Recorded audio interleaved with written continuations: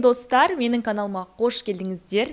Мен бүгін сіздердің сату деңгейлеріңізді арттыруға көмектесетін фразалармен бөлісемін. Жалпы негізі көптеген адамдар менен сұрап жатыр. Негізі біз бір зат немесе тауар сату үшін өзіміздің дикциямызды жақсартқымыз келеді деп, және де одан бөлек сіздерге дикцияларыңызды жақсартудан бөлек осы фразаларды міндетті түрде қолдану қажет болады. Ол қандай фразалар екенін сіздер видео барысында білесіздер. Ең алдымен менің каналыма тіркелуді ұмытпаңыздар.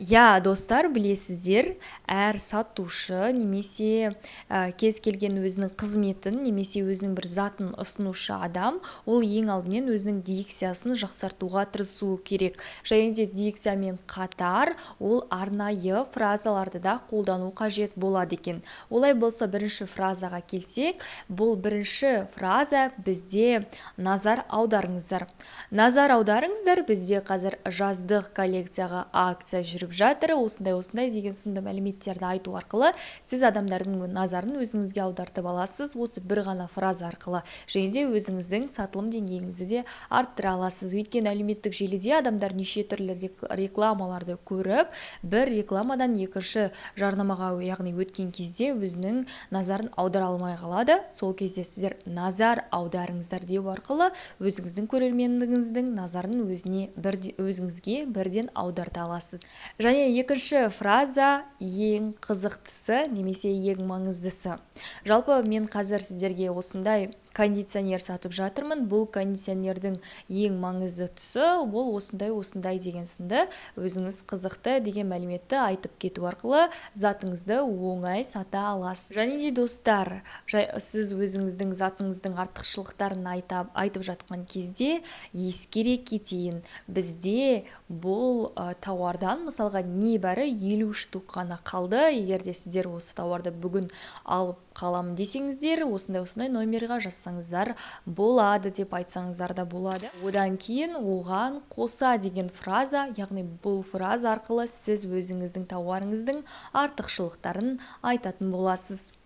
Сіздерге тағы да айтып кететін жаңалық деген сынды мысалға жаңалық немесе басқа да өзіңізге ұнаған фразаны қолдану арқылы жалпы мен сіздерге айта кететін жаңалық бұл модадан бізде жалпы осындай кондиционер түрінен тек қана бір ғана түрі бар, басқа түрлерінен, басқа түсінен немесе уже қалған жоқ деген сынды айтып кетсеңіздер болады. Яғни бұл сіздердегі тауар санының шектеулі екендігін және сатып алушылардың тезірек бұл тауарды алып қалуын ескерту мақсатында айтылады. Және де достар, сіздер өзіңіздің тауарыңызды сату барысында сіз байқауыңыз мүмкін деу арқылы өзіңіздің тауарыңыздың артықшылығын айтасыз.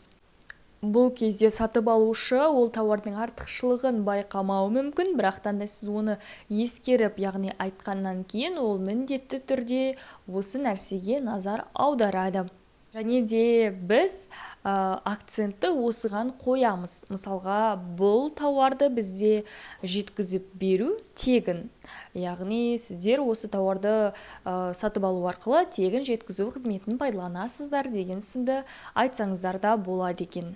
Яғни өзіңіздің услугаңызды сату барысында, затыңызды сату барысында, мысалға услугаңызды сататын болсаңыз, егер де сіз фитнес-тренер болсаңыз, өзіңіздің жаттығуларыңызды сату барысында, немесе курсыңызды сату барысында, оған қосымша сыйлыққа, мысалға кітапша, немесе дұрыс тамақтану режимі арналған курсты, тағы басқа заттарды қоса сыйлыққа берсеңіз болады. Ол да сіздің өзіңіздің сату деңгейіңізді арттырып, жалпы пайдаңызды, табысыңызды 2 еселеуге әсер етеді екен.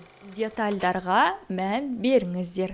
Бұл жерде сіздер айтсаңыздар болады. Мысалға, бізде осы тефаль, ол бізде мысалы Германияда жасалған, мына деталіне сіздер мән беріңіздер. Бұл деталь бізде басқа тефальдардан ерекшелеп тұрады, оның пайдасы пайдасы мынандай деген секілді оның пайдалы жақтарын айтып өтсеңіздер болады.